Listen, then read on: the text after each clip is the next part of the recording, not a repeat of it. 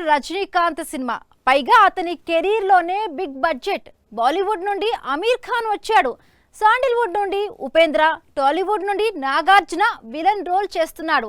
ఇంత పెద్ద సినిమా తీయాలంటే, ఇంతమంది స్టార్స్ ను హ్యాండిల్ చేయాలంటే మరొక దర్శకుడికి అయితే ఈజీగా 2 ఏళ్లు తీసుకునేవాడు.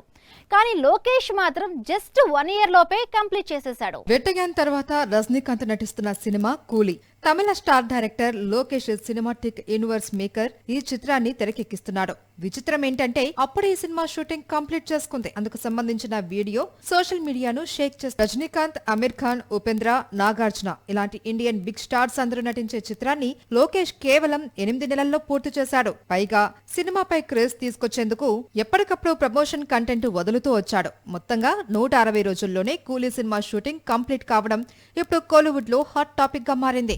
లోకేష్ అనగానే అతని సినిమాటిక్ యూనివర్స్ అనుకుంటారు చాలా మంది. కానీ కూలీకి అతని యూనివర్స్ కు ఏ మాత్రం సంబంధం లేదు.